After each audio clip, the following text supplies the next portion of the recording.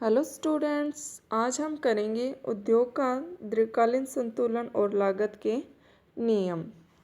तो उद्योग के दीर्घकालीन संतुलन और लागत के नियम में हम ये अध्ययन करेंगे कि जब नई फर्में उद्योग में प्रवेश करती है तो लागत और कीमतों में किस प्रकार समन्वय स्थापित होता है। और ये जो समन्वय है उसकी प्रकृति उद्योग की स्थिर लागतों, बढ़ती लागतों या फिर घटती लागतों पर निर्भर करती है। तो इसमें हम सबसे पहले करेंगे समान लागत वाले उद्योगों का दीर्घकालीन संतुलन। तो समान लागत वाले उद्योग वो उद्योग होते हैं जिनमें उत्पादन बढ़ने या कम होने पर लागत क्या है, समान रहती है। इसमें किसी प्रकार का कोई परिवर्तन नहीं होता है। तो इसको हम डायग्राम द्वारा कर लेते हैं। ये आपका फर्स्ट डायग्राम है। डायग्राम ए जो है उसमें फर्म का संतुलन दिखाया गया है और बी में उद्योग का संतुलन दिखाया गया है। डायग्राम ए में ओ एक्स पर उत्पादन और ओ वाई पर आय और लागत दिखाई गई है। इसी तरह डायग्राम बी में ओ एक्स पर उत्पादन और ओ वाई पर कीमत दिखाई गई है। तो डायग्राम ए में लागत कर्व दे रखे हैं। जैसे LAC जो है वो हमारा दीर्घकालीन औसत लागत वक्र है, SAC जो है वो अल्पकालीन औसत लागत वक्र है और SMC जो है वो अल्पकालीन सीमांत लागत वक्र है। यहाँ दीर्घकालीन सीमांत लागत वक्र नहीं दिया गया है क्योंकि इसकी जरूरत नहीं है। संतुलन में क्या होता है, ये दोनों एक दूसरे के बराबर होते हैं। तो सबसे पहले हम करते हैं डायग्राम बी में चलते हैं। इसमें माना कि जो आरंभ में उद्योग का मांग वक्र है वो DD है और SS जो है इसका सप्लाई कर्व है। ये दोनों जो है इस पॉइंट पे एक दूसरे को कट कर रही हैं। तो यहाँ जो है संतुलित कीमत, उद्योग की संतुलित कीमत जो है OP निर्धारित की जाएगी और OQ जो है संतुलित उत्पादन निर्धारित किया जाएगा। इस कीमत पे जो फर्म है वो OP कीमत पे जो है OM प्रोडक्ट यानी कि उत्पादन जो है वो बेच रही है, क्योंकि इस पॉइंट पे OP कीमत पर इस पॉइंट पे फर्म जो है संतुलन की स्थिति में है। क्योंकि संतुलन की स्थिति में क्या होता है, AR is equal to AC होता है और MR is equal to MC होता है। तो ये जो प्राइस लाइन जो है ये क्या है, AR और MR है। क्योंकि पूर्ण प्रतियोगिता में क्या होता है, AR और MR क्या है, OX के इक्वल होते हैं। ठीक है, तो इस पॉइंट पे जो है फर्म संतुलन में है और OP कीमत पे OM उत्पादन कर रही है। इसके बाद मान लेते हैं कि मांग बढ़ जाती है। मांग बढ़ने से क्या होगा, उद्योग का जो मांग वक्र है वो DD से D1 पर शिफ्ट हो जाएगा यानी कि ऊपर चला जाएगा और यहाँ नई कीमत निर्धारित की जाएगी। OP जो है OP1 जो है वो नई कीमत निर्धारित की जाएगी। इसमें जो है फर्म वाले डायग्राम में चलते हैं। तो इसमें OP1 कीमत निर्धारित की जाएगी। इस OP1 कीमत पे क्या होगा, फर्म जो है वो A पॉइंट पे यानी कि यहाँ संतुलन में होगी। यहाँ संतुलन में कैसे होगी, क्योंकि ये AR और MR कर्व जो है ऊपर शिफ्ट हो जाएंगे इसके, और MR कर्व को जो MC कर्व है वो नीचे से कट कर रहा है और A पॉइंट पर दोनों क्या है, इक्वल है।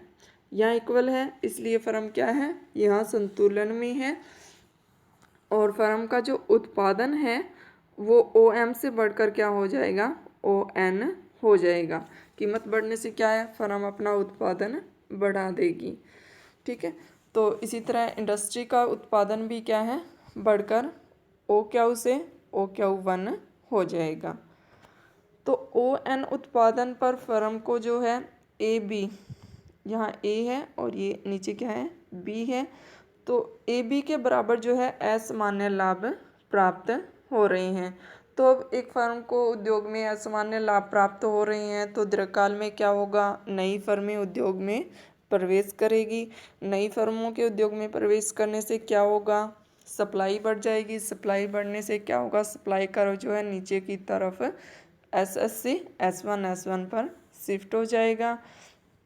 नया संतुलन जो है वो इस पॉइंट पे फिर से स्थापित होगा, यानी कि कीमत OP1 से कम होकर वापस किस पे आ जाएगी, OP पे आ जाएगी।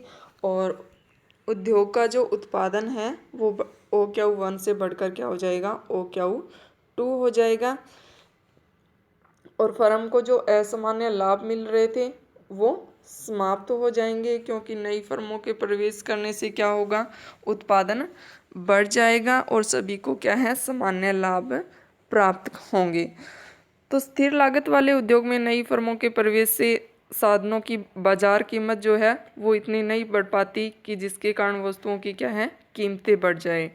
तो इससे क्या होगा कि यदि नई फर्मों के प्रवेश से उत्पादन के साधनों की कीमत पर कोई प्रभाव नहीं पड़ेगा, तो जो चालू फर्मों का लागत वक्र है, यानी कि जो स्टार्टिंग के लागत वक्र हैं, लागत वक्र वही सेम रहेंगे, यानी कि यही सेम रहेंगे, ठीक है। और इसी पे क्या है, वापस संतुलन स्थापित हो जाएगा, ठीक है। और जो हमारा सप्लाई कर्व होगा उद्योग का वो OX के समांतर होगा। LS जो है वो उद्योग का सप्लाई कर्व है जो कि OX के समांतर है। ये OX के समांतर क्यों होता है, क्योंकि सभी फर्में जो है वो समान लागत वाली होती है, इसलिए उद्योग की मांग में जितना परिवर्तन होता है पूर्ति में भी उतना ही परिवर्तन हो जाता है। इसलिए पूर्ति कर्व, उद्योग का पूर्ति कर्व क्या होता है, OX के समांतर एक सीधी रेखा होती है। अब आगे अगला पॉइंट कर लेते हैं। अगला पॉइंट क्या है, बढ़ती लागत वाले उद्योगों में दीर्घकालीन संतुलन। बढ़ती लागत वाले उद्योगों में दीर्घकालीन संतुलन यानी कि जैसे जैसे उत्पादन बढ़ेगा लागतें क्या हैं, बढ़ जाती हैं। तो इसको हम डायग्राम द्वारा करेंगे। इसमें भी डायग्राम A और B है, यानी कि A में फर्म के संतुलन को और B में इंडस्ट्री के संतुलन को दर्शाया गया है। दोनों में ही OX पर उत्पादन दर्शाया गया है, ठीक है। और A में जो है OYX पर आय और लागत दर्शाई गई है, और B जो डायग्राम है उसमें OY पर प्राइस दिखाया गया है। तो यहाँ सबसे पहले हम मानते हैं कि जो उद्योग है वो DD और SS यानी कि DD मांग वक्र और SS सप्लाई कर जो है उसमें क्या है, इस पॉइंट पर संतुलन में है। ये दोनों जो है यहाँ एक दूसरे को कट कर रही हैं, तो यहाँ उद्योग जो संतुलन में है और संतुलित कीमत क्या निर्धारित की जाएगी, OP जो है वो संतुलित कीमत निर्धारित की जाएगी और उत्पादन जो है वो उद्योग का OQ होगा। इस पर फर्म जो है वो OP कीमत पर इस पॉइंट पर संतुलन में होगी, ठीक है, और OM मात्रा का उत्पादन करेगी। इस पॉइंट पर क्या है, इस पॉइंट पे फर्म के AR curve, AC curve, MR curve और MC कर्व जो है वो एक दूसरे के इक्वल है, इसलिए यहाँ फर्म क्या है, संतुलन की स्थिति में है। फिर अगर किसी कारण से उद्योग की मांग बढ़ जाती है तो जो डिमांड कर्व है उद्योग का DD से DD1 पर शिफ्ट हो जाएगा और नया संतुलन जो है वो इस पॉइंट पे निर्धारित होगा। तो इससे क्या होगा, जो अल्पकालीन कीमत होगी वो बढ़कर क्या OP से OP1 कीमत हो जाएगी। तो इस कीमत पर फर्म को क्या है, फर्म जो है वो A पॉइंट पर संतुलन में है। यहाँ डायग्राम A में यहाँ पे A पॉइंट जो है, यहाँ जो है फर्म संतुलन में होगी, क्योंकि यहाँ जो इसका MR कर्व और MC कर्व जो है वो एक दूसरे के इक्वल है, और कीमत बढ़ने के कारण फर्म क्या है, अपना उत्पादन बढ़ा देगी, तो फर्म का उत्पादन OM से बढ़कर क्या हो जाएगा, ON हो जाएगा, ठीक है। फर्म का उत्पादन ON हो जाएगा, तो इसी के साथ फर्म का उत्पादन बढ़ेगा, तो जो इंडस्ट्री है उद्योग का उत्पादन भी OQ से बढ़कर OQ1 हो जाएगा। तो फर्म को ON उत्पादन पर जो है असामान्य लाभ प्राप्त होंगे, क्योंकि इसकी लागत जो है वो OP है और कीमत उसे क्या मिल रही है, OP1 कीमत मिल रही है। तो इन दोनों के बीच का जो पार्ट है यानी कि A और B के बीच जो है फर्म को असामान्य लाभ प्राप्त होंगी। अब एक फर्म को उद्योग में असामान्य लाभ प्राप्त होंगे तो नई फर्में क्या करेगी, उद्योग में प्रवेश करेगी। नई फर्मों के उद्योग में प्रवेश करने से क्या होगा, सप्लाई बढ़ जाएगी। तो सप्लाई कर्व जो है वो नीचे की तरफ SS से शिफ्ट होकर S1 हो जाएगा और नया संतुलन जो है वो इस पॉइंट पे निर्धारित होगा। इस नए संतुलन पे उद्योग के जो प्राइस हैं वो OP1 से कम होकर क्या हो जाएंगे, OP2 हो जाएंगे और उत्पादन जो है वो बढ़कर OQ2 हो जाएगा। OP2 कीमत पर जो है फर्म जो है वो इस पॉइंट पे संतुलन में होगी,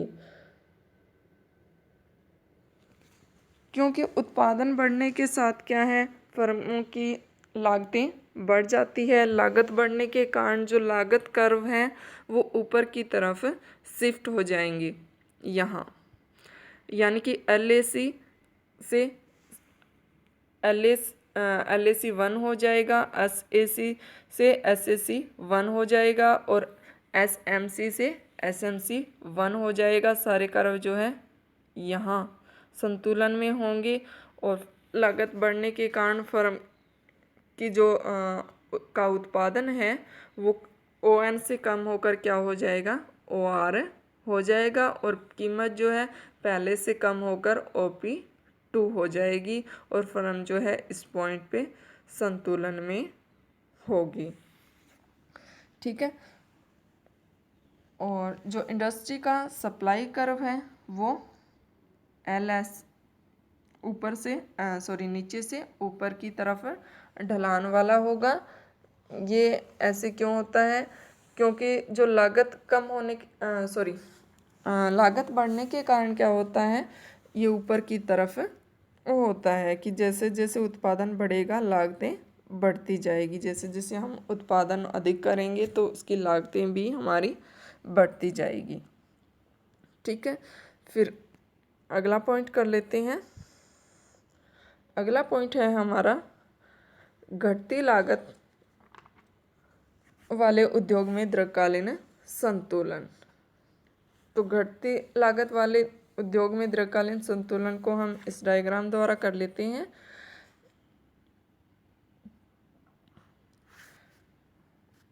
ये जो है फर्म का, ये जो है वो फर्म के संतुलन को दर्शा रहा है और B डायग्राम जो है वो उद्योग के संतुलन को दर्शा रहा है। उत्पादन को दर्शाया गया है और डायग्राम A में OY पर आय और लागत दर्शाई गई है और B में प्राइस दिखाया गया है। तो माना सबसे पहले जो उद्योग हैं वो DD यानी कि मांग वक्र और SS सप्लाई कर्व वे संतुलन में है, यानी कि इस पॉइंट पे जो है दोनों वक्र संतुलन एक दूसरे को काट रही हैं और यहाँ उद्योग जो है संतुलन की स्थिति में है। तो इस स्थिति में OP कीमत निर्धारित की जाएगी और OQ उत्पादन निर्धारित किया जाएगा। इस कीमत पर जो फर्म है वो इस पॉइंट पे संतुलन में होगी, क्योंकि यहाँ जो उसके AR और AC कर्व, MR और MC कर्व जो है वो एक दूसरे को काट रहे हैं। तो यहाँ फर्म जो है संतुलन में होगी। फर्म की कीमत जो है OP निर्धारित की जाएगी और उत्पादन जो है फर्म का वो OM होगा। फिर अगर किसी कारणवश उद्योग की जो मांग है वो बढ़ जाती है, मांग बढ़ने से डिमांड कर्व क्या ऊपर की तरफ शिफ्ट होकर क्या हो जाएगा, D1 हो जाएगा और नई कीमत जो है वो OP1 निर्धारित की जाएगी। अब OP1 कीमत पे जो है फर्म A पॉइंट पे संतुलन में होगी, क्योंकि यहाँ क्या है, MC कर्व जो है वो MR को नीचे से कट कर रहा है, ये फर्म का AR और MR कर्व है, ठीक है, ये ऊपर वाला। तो इसको MR को MC नीचे से कट करिए और A पॉइंट पर दोनों क्या है, इक्वल हैं। तो इस पॉइंट पे फर्म का उत्पादन बढ़कर ON हो जाएगा और इसी तरह इंडस्ट्री यानी कि उद्योग का उत्पादन बढ़कर OQ1 हो जाएगा। तो डायग्राम ए में फर्म को OP कीमत पर क्या है, ON उत्पादन कर रही है और इस उत्पादन पर फर्म को AB के बराबर क्या है, असमान्य लाभ मिल रहे हैं, ठीक है। ये जो इतना एरिया है इसके बराबर फर्म को क्या है, असमान्य लाभ प्राप्त हो रहे हैं। अब क्या है, फर्म को उद्योग में अगर फर्म को असमान्य लाभ प्राप्त होंगे तो नई फर्में क्या करेगी, उद्योग में प्रवेश करेगी। नई फर्मों के उद्योग में प्रवेश से क्या होगा, सप्लाई बढ़ जाएगी। तो सप्लाई कर्व जो है वो नीचे की SS से नीचे की तरफ शिफ्ट होकर S1 हो जाएगा और इस पॉइंट पर क्या है, उद्योग संतुलन में होगा। इस पर क्या है, कीमत जो है OP1 से कम होकर क्या हो जाएगी, OP2 हो जाएगी और उद्योग का उत्पादन जो है OQ1 से बढ़कर OQ2 हो जाएगा। अब लागत जो है कम होने के कारण, क्योंकि घटती लागत का नियम था ना, तो लागतें क्या है, जैसे जैसे उत्पादन बढ़ेगा लागतें कम होगी। तो लागत कम होने के कारण फर्म के जो लागत कर्व है वो नीचे की तरफ शिफ्ट हो जाएंगे सारे के सारे, ठीक है। और OP2 कीमत पर फर्म जो है वो इस पॉइंट पर संतुलन में होगी और फर्म का जो उत्पादन है वो बढ़कर OR हो जाएगा। तो फर्म घटती हुई लागत में उद्योग में नई फर्में क्या है, प्रवेश करने से साधनों की जो कीमतें हैं वो क्या है, गिर जाएगी। कीमत गिरने के कारण सारे के सारे लागत वक्र क्या होते हैं, नीचे की तरफ शिफ्ट हो जाते हैं, ठीक है। और अब डायग्राम बी में जो ये दे रखा है, ये कर्व जो है वो LS जो है ये उद्योग का पूर्ति वक्र है। ये नीचे की तरफ क्यों होता है, क्योंकि लागत कम होने के कारण जितनी मांग में वृद्धि होती है पूर्ति में उससे अधिक वृद्धि हो जाती है। अधिक वृद्धि होने के कारण ये क्या है, ऊपर से नीचे की तरफ ढलान वाला होता है, ठीक है बच्चों। इसी के साथ आपका ये उद्योग का दीर्घकालीन संतुलन और लागत जो नियम था ये समाप्त हो जाता है। तो ये अच्छे से लर्न कर लेना। Thank you.